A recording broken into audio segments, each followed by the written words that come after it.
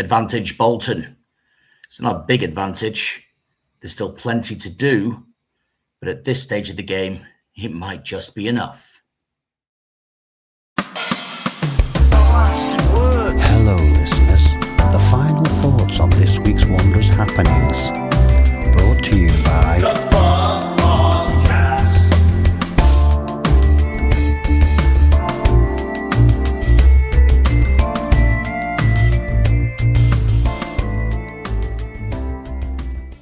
Welcome back to the last word, recorded the morning after a 1-0 win against Bradford City in the first leg of the playoff semi-finals. That wasn't bad, was it? It was tense, but it wasn't bad. It was committed, it was passionate, it was organised. And with Mario Dewberry, the one player on the entire pitch who could produce that sort of magic, it was the only shot on target in the entire game, by the way. That is all Bolton needed. That's exactly what they were looking for. Listen, we're going to start this podcast just a little bit differently. Normally, I go through all the details, but I think we've all seen the game. If there was somebody out there in Bolton that is waiting for this podcast to relive the details of the game, I think you need to look at your life choices. But we're going to go through the match stats, the key stats, courtesy of the BBC for starters. No great surprise to tell you that Bolton had more of the ball. 65.4% to 34.6%, in fact.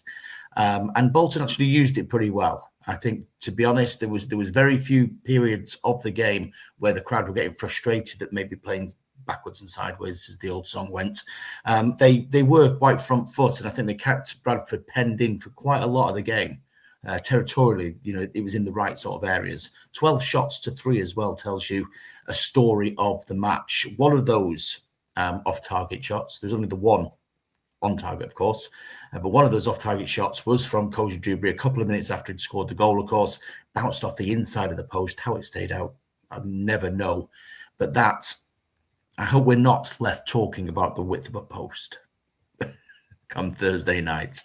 23 touches inside the Bradford box to 13. 30 aerial duels, 1 to 17, which I think also paints a picture of the defensive side of things. I think Bolton stood up to the pressure. Bradford got the ball in the box quite a bit, but I think defensively Bolton were very, very solid. Ground duels, Bradford just ahead of Bolton, 70% to 58.3. That also tells you that Bradford didn't play badly. I listened to Graham Alexander's interview afterwards, and he was very complimentary about the way Bolton had played and kept them under pressure, but also of his own team and the way that they defended their penalty area. Didn't give away too many massive chances. And obviously, he'll be hoping that the game tips in a slightly different favour in front of his own fans in a few days' time. Wanderers had called for that partisan atmosphere. A lot of the pre-match talk was whether the tough sheet was going to rise to the occasion, and they did. 22,789 inside the building. It fell lower than we'd predicted, than Stephen Schumacher talked about, potentially that 25,000 mark. I think when you consider the fact that these are all paying fans, paying tickets, rather than the normal protocol where it is season tickets counted and then, the additional walk-ons as well, I still think it's an extremely good gate, and it certainly sounded like it. The noise was absolutely fantastic. I will say it again as well. Phil Hayes, who was on the microphone, did a cracking job of stirring the fans up before the game and at halftime, filling in all those gaps around the music. A lot more rallying calls than we're probably used to, but I think the crowd responded, and I think he did a cracking job. Well done, that man. Stephen Schumacher said after the game it was probably one of the best atmospheres that he'd enjoyed since being a coach, which says a lot. I think he's been looking for that real partisan feel, and that's what he got. Needed it as well. We will kick off by hearing from Henry Hewitt. It's a voice note. So what we're going to do, if you're watching this on YouTube, we're going to set his dulcet tones to some pictures of the match. Why not? Take it away, H². Hi, Mark.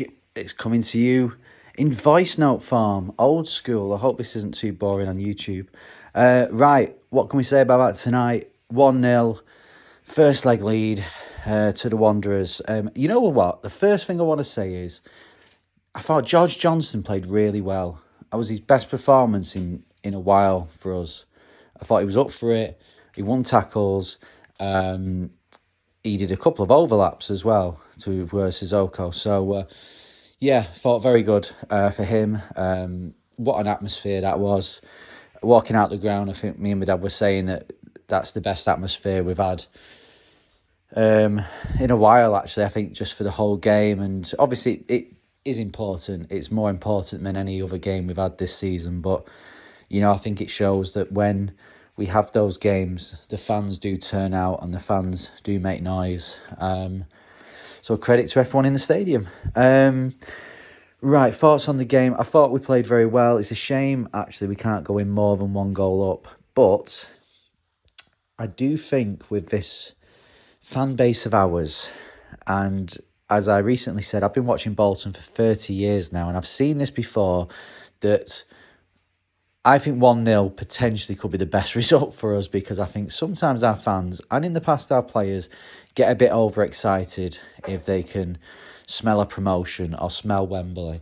So maybe it just helps us be a bit realistic. But I thought we could have gone in more than one goal up. And I think the challenge now for us is can we do this on Thursday? Because I thought, players were winning the tackles and it's great. And when it's 20,000 fans in the stadium, you can celebrate tackles and the fans cheer you and everything. It's going to be the other way round on Thursday. And I thought, to be fair to Bradford, I thought they dealt with the atmosphere quite well. They continuously tried to slow the game down and have it to their pace, which I thought we did well to combat that. But it's going to be the other way round. I'm not saying they're going to be playing at 1,000,000 miles an hour, because I don't think they do that, but their fans will be on every refereeing decision, every challenge and all of that. So I think the challenge for our players now is to show that they've got the bottle and they can deal with that. So we'll see on Thursday. But great way to go into that. A brilliant win. And yes, on to Thursday.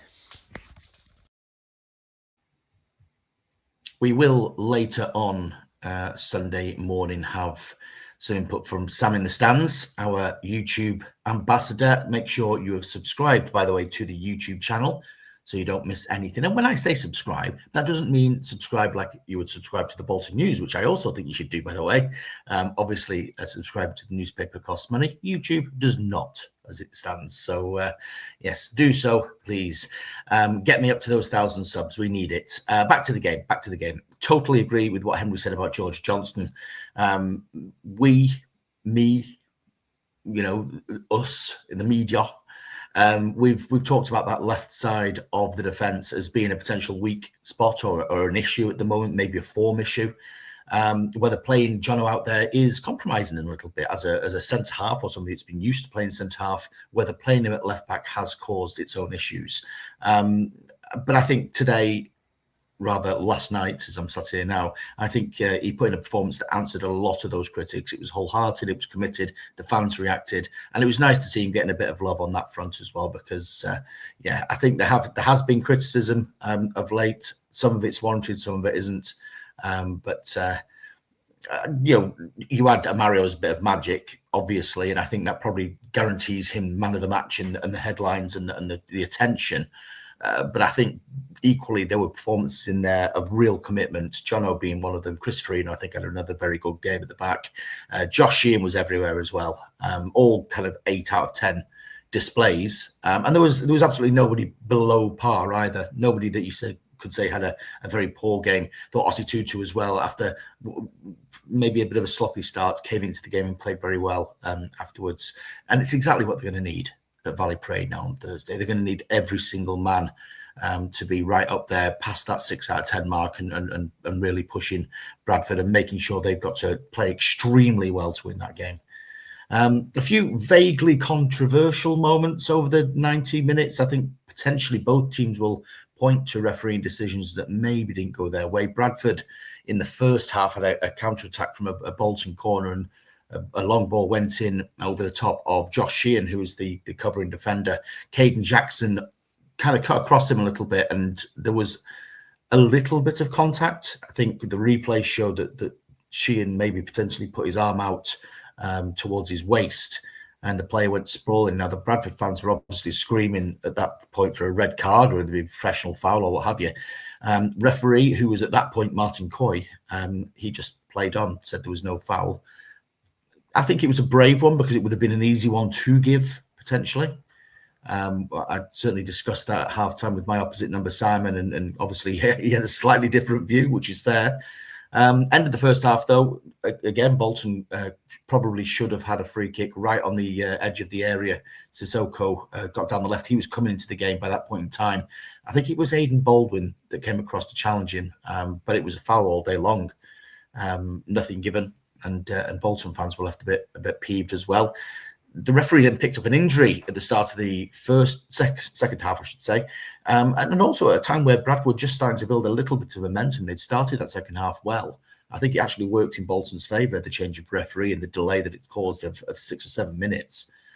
David Rock came on. He was previously the fourth official, and then turned down a big penalty shout for Bradford. Again, another kind of long ball over the top. Farino maybe caught a little bit flat-footed, don't know, but Caden Jackson rather was the goal side. Farino did the hard work, got his pace, got him back in there. But I think Jackson was waiting for contact. I mean, you can't say there was nothing, but I would argue he was definitely looking for the contact and slowing down and waiting for it. He could have been stronger. You know, if that's my striker, I'd really want him to be stronger. Cut across Farino potentially and get a shot on target because it was there to be had. Again, you know, no penalty. And then very, very end, and I'm not too sure if this is, you know, a really big one, but I think there was 2 penalties turned down in quick succession for Bolton. I think the first was Zav Simons. The second one was definitely John McAtee, who looked very bright when he came on again. And again, you've seen them given, and if Bolton at that point in time get the second goal, then yeah, maybe a different tune we're singing at the moment. There were very few real Bradford chances on the night. I think there was a mistake early on from Ossie Tutu that led to Sarcevic knocking one over the top. Sars also had a kind of half chance in the second half, but generally Jack Bonham was just punching away crosses and you know, there's just a lot of good defensive work. So we know that's going to have to continue on Thursday night. There'll be a barrage. We know that much. So no surprises there. Bolton have won the first leg of a semi-final on 2 other occasions, 1999 and 2024. 1999 was against Ipswich. That was 1-0, Michael Johansson. And then in 2024, we'll all remember the Barnsley game at Oakwell. We all thought that was in the bag, didn't we? So lesson learned. And I don't need to remind you how both of those playoff campaigns ended. So I'm going to say nothing else on that. I'm just going to say, let's hear from Stephen Schumacher. He also confirmed what we all knew, let's face it, about Johnny Kenny after the game.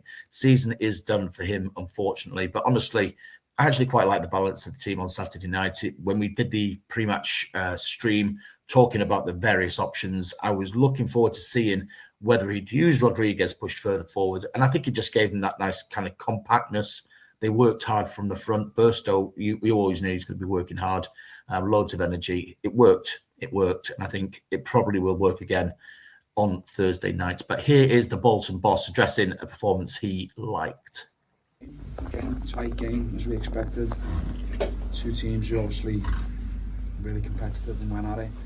We're glad to get ourselves in front. That was the objective, to try and be ahead in the tie going to Valley Parade, which we've managed to do. So overall pleasing. Yeah, a terrific goal, wasn't it?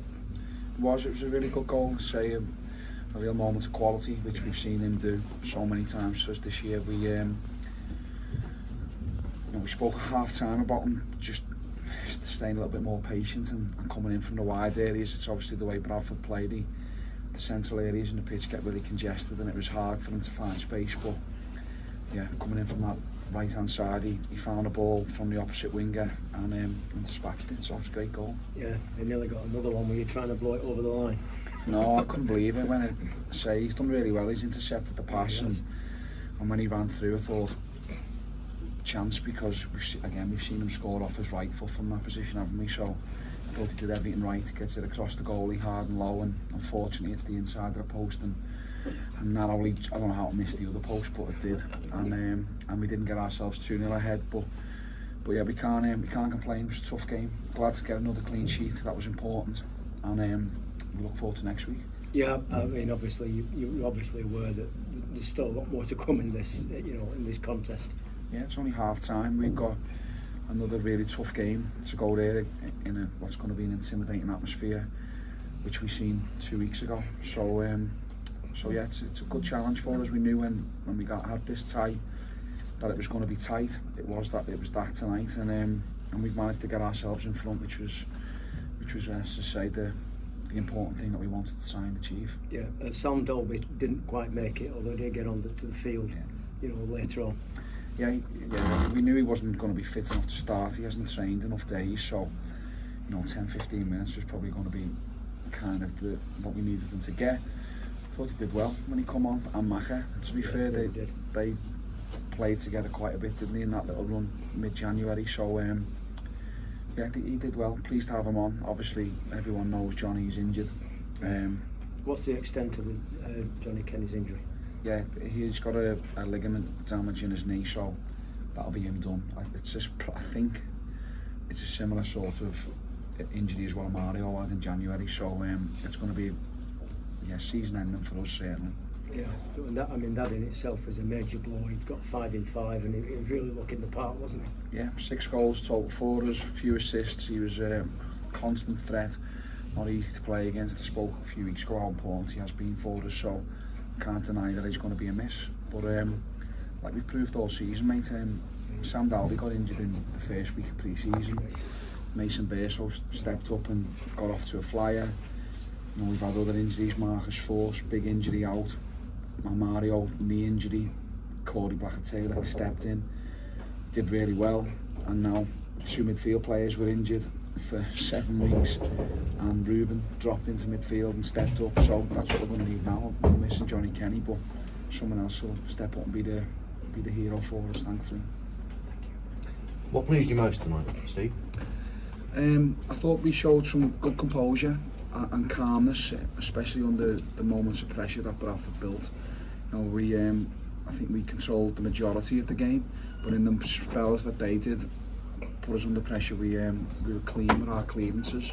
That's something that we spoke about in the first game that cost us a goal, that we didn't deal with 2 or 3 phases into our box well enough. So tonight we looked as though we improved on that, and to keep a clean sheet is really important. We haven't had loads of them lately, so to get one here at home was I'm probably pleased with most. And the development of Ibrahim's game just lately really has roared back to form lately, hasn't he? He's been good. He, like most players, they thrive off confidence. And when I threw him on at right back against Huddersfield, he scored a goal to get us an equaliser with 10 men. And from that moment onwards, you can just see his belief. And he's always had that confidence, I must say. He's never not tried things. But he looks though he's enjoying himself. I thought for the first 15 minutes he had his boots on the wrong feet though. He kept controlling it out of play. But after that he improved, thankfully. Yeah. And just a word about the fans tonight, the atmosphere they generated here. They were brilliant. It's probably one of the best atmospheres I've experienced as a coach. So it was excellent. The noise and support that we had tonight was absolutely unbelievable, and thank them for that. We're going to need them again on Thursday night. Obviously they're going to be outnumbered by a lot, but hopefully we can put a performance in and get them shouting and singing as loud as they did tonight. Thank you. Cheers. The players at various points were sort of geeing up the fans as well. It's good having that sort of synergy, isn't it, between the players and the supporters? Yeah, we have to use that and try and use it to your advantage. I said before the game, that was get the crowd on side, let's get off to a good start and try and take the game to them. I thought we started the game quite well. Got a bit scrappy for a period, but then obviously the goal changed it. If we'd have got the second goal when we were on top, that would have been good. But at the end, as I say, we needed everybody, players and the crowd, sticking together, and we got over the line and we get ourselves in front going into the next one. I was just feeling in the dressing room then, just sort of keep the feet on the ground. There's still work to be done. Definitely, they understand. A lot of the players have been in playoff situations before. They understand it's only half time, and if it was a normal game and we're 1-0 up at half time, there's still work to do. So that's what we have to focus on. Recover tomorrow, get back in on Monday, and get going again. Ethan back in today from not played since Port Vale away. Yeah. How do you think he got on? I thought he did well. Bit rusty with a couple of his passes early, but did really well for us. It was a tough call between him and Zav, obviously with Johnny not playing and pushing Ruben up one. We were going to need a midfield player in there, so we picked Ethan. It's a type of game that suits him. Second balls, scrappy bits, which what Bradford are good at. And I thought he did well. We knew he was obviously going to tire, so having Zav to come on for the last half an hour was important as well. I thought he did equally as well when he came on, so pleased for the both of them. You mentioned John, I guess he's distraught at not being able to play a part in the final games, I'd imagine. Yeah, he's gutted. He's as we all are, but as I say, these things happen in football. It's part of the game. He did it in the first 5 minutes against Luton at the second half, so what we thought was going to be an innocuous one, it's just a knock. It turned out to be a serious injury, so he's going to see a specialist this week. I don't know whether they're going to do natural healing like Mario did, or he's going to need a bit of surgery. I'm not sure, but he's going to be out and he'll be a big miss. The full version of that interview is available on the Bolton News website and on the YouTube channel. Just a bit wary of duplication. I don't want to just go chucking the same thing out all over the place. So just put the best bits in there. Same goes for what we'll be bringing you from Mario, because you do bring a few moments as well. He came up to speak to the local press. Lovely to see him. Just a word on the wingers, actually. Mario, I mean, no, he came up with the goods again. Was it 10 goals this season for him now? Sissoko, I mean, he started the game like he was wearing flippers, to be fair. Some really strange moments early doors for him. But he came into the game by the end of the first half. He was causing problems. He was looking confident. And getting the wingers into the positions where they could cause problems was the victory on the night, really, for Bolton. Because early on, I think both players were struggling to get through quite a congested central area. You know, Bradford defended the width of the penalty box extremely well on the day and made it as compact as they possibly could. But as the game wore on, I think that the two fullbacks managed to push on a bit more, give a bit more support. And that helped. And that certainly helped Mario on the right-hand side when Geordie came forward and helped him. So they had a bit more extra space to do what they do. And Mario certainly did. Nearly got a second one as well. If that goes in, you know, we're very, very confident for the second leg, aren't we? Maybe what Henry said before, though, it's maybe a good thing. Maybe not getting ahead of ourselves is a good thing. This is Bolton anyway. Shall we hear from the goal scorer? I think when we are all drinking cocktails at the pool in the summer, there is a debate to be had whether or not he is in the same vein as a James Trafford, who was there last night, by the way, Conor Bradley, a Daniel Sturridge, a Jack Wilshere, a Stuart Ripley for those a bit older than that. But yes, the very great Bolton loanees. I think he is. I think he's in that conversation for me. But here is the young man himself. Great goal for you. Yeah, no, definitely. I thought it was a good goal. Yeah, I'm proud of it. Yeah, you nearly had another one. I was trying to blow it over the line. Yeah, I was close. It was close. It's disappointing it didn't go in, because it would have been nice to go in with a 2-0 lead. But I think we just refocused, and yeah, it was just disappointing that it didn't go in. Yeah, a big night and a great atmosphere as well. It must have been a pleasure to play in that, you know, type of arena. No, 100%. The fans are always great, but today they really showed up for us, and we appreciate that. So hopefully we can go over there and it'll be the same energy, and it'll be good. Yeah, and obviously you'll be aware you've lost a leading player as now in Johnny Kenny, and that's another, I suppose, hurdle you've got to overcome. Yeah, no, 100%. Johnny Kenny, we all know what he brings to the team. He's a brilliant player. So yeah, to have him missing out of the team, yeah, it's tough as well. But I'm sure the other boys and Sam and Mason and Maka will also be great. So we all just give 100% anyway. So I'm sure we'll be alright. Mario, does it make any difference the fact that you've just been to Bradford and you've had a sample of probably what you're definitely going to expect on Thursday? Yeah, no, 100%. I think even before the playoffs and the week before when we played Bradford away, we got a little bit of a taste of what it would be like to play them. So yeah, definitely, I'm sure we go into Thursday confident and hopefully we can come out on top. Yeah, and they'll know even more about you and about Bolton Wanderers now than they did before this game tonight. Yeah, no, I'm sure they probably knew before this game as well, so I'm sure it'll be the same thing. So we'll be alright. Yeah, is it frustrating sometimes, or is there a different approach entirely when you're going into a game like this when it is over 2 legs? Yeah, no, 100%. I think we can't be too high and can't be too low. That's the thing with 2 legs. I think we just have to kind of stay neutral and just see it as like another game, like it's 0-0. So. Is that the feeling in the dressing room in the Mario at full time? The job's not done, it's only half time at the moment? Yeah, no, 100%. Obviously, we don't want to be too low, but we don't want to be too high. So I think the boys were just looking forward to Thursday, just refocusing, and we're nearly there. So just there's no point being too overwhelmed and stuff. So we're just gonna get the job done and be focused on that. Yeah, your goal, was it one of those ones you knew it was in as soon as you struck it? Yeah, to be fair, I did leave my foot quite good, so I got a good connection with it, so Yeah, we've seen you doing that quite a lot this season. That's something you practice a lot, that cutting inside and curling with? Yeah, no, 100% in training, and even in training, so yeah, it's something I've been working on, so it's good. It was Ibby's ball across as well. Did you guys work on maybe winger to winger sort of passing to each other? Or was it just sort of one off maybe? I think maybe that one just fell to me, it fell to me a little bit, but I thought I was in the right position to get on it, so it was good from Ibs as well, good work. The team, so it was good. Yeah, and you sort of, various players were sort of geeing up the fans throughout the game. Is that something the manager was keen for you guys to do, because it gets the energy up from the stands, I guess, onto the pitch? Yeah, no, 100%. I thought we knew we had to give the fans a good performance, a hard-working performance. So I'm sure the fans, when they see us working hard, they're up for it, and we just like to give it back to them when we do that. So I thought it was good. Yeah, and there was a point in the second half, obviously the referee picked up an injury. Was it hard being out there trying to keep warm and that sort of thing? It was a bit of a delay. It was a bit of a weird one. I haven't seen that much in football, but I thought we had to just stay on our toes. I was just trying to stay on my toes and jog up and down. So it was good. It was funny.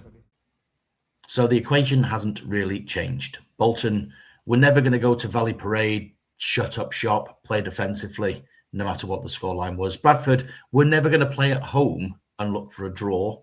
They were always going to be on the front foot, so nothing has changed there. But on a night where you'd say that a few defensive questions have definitely been answered for Bolton, and we learned yet again that Mario Kojijubre is pretty good. We also saw Bolton have got that stronger character. I think it's stronger than the teams that have gone before, and that gives me just a little bit of confidence that they can go all the way. And if we didn't know it already, I suppose we also learned that Bolton fans can be a right noisy lot. If you've got a ticket for Valley Parade on Thursday, you are definitely one of the lucky ones. I've got mine. Me and Dan Barnes will be there again, bringing you absolutely everything from a game we hope is a signpost to Wembley. We know the way to bloody Wembley anyway, don't we? And we will cross that White Horse Bridge when we come to it. But for now, this has been the last word. And the final one of this podcast will be improvement.